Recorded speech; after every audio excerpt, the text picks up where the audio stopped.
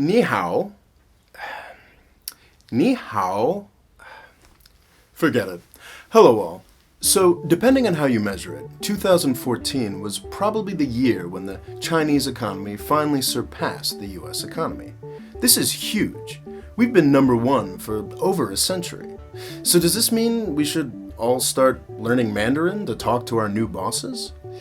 I don't think so, and here's 3 reasons why. The Chinese are kinda racist.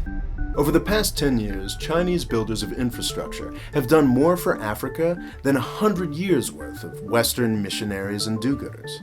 And the Africans hate them for it. Chinese companies import their own workers who keep to themselves and conduct themselves with obvious contempt for the countries whose future they are building.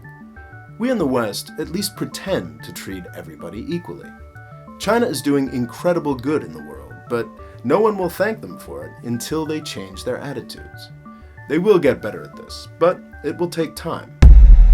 China has too many natural enemies. There are almost 1.4 billion Chinese people, but there are over 2 billion people on China's borders alone who are incredibly suspicious of any move that China makes. We in the United States have done our best to piss the world off over the past 15 years, but we'd have to do a hell of a lot more to make China's neighbors more worried about us than they are about them. The third mover disadvantage. You guys know what the first mover advantage is, right? In any field, the first entity to get there gets away with a lot, both in terms of the amount of money they make and the way they get to set the rules of the game going forward.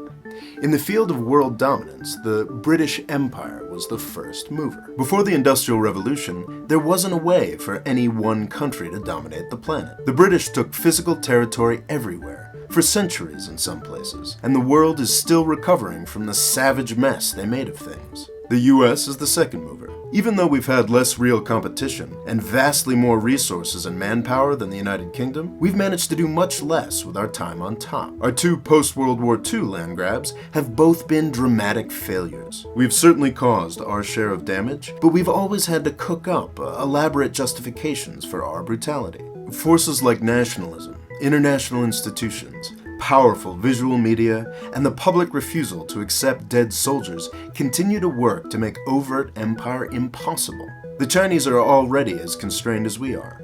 Over 50 years, and with 450 Chinese people for every Tibetan, China has failed to crush that country's national aspirations. Imagine the British Empire having similar troubles with the Isle of Man, and you'll get a sense of what a different world we live in. China will probably be the world's most powerful country at some point, but they will never be able to be as dominant as we were. This is good news for everybody else, but it's great news for China. The US and China will never need to come into armed conflict because the prize of top dog in the 21st century isn't worth having. If we work together, everybody wins. Washington, D.C. and Beijing don't seem to have quite figured this out yet. It's our responsibility to teach them. Thanks for watching. Please subscribe. And if you'd like to help me make more videos like this one, please click on the Patreon link here to find out how. Thanks.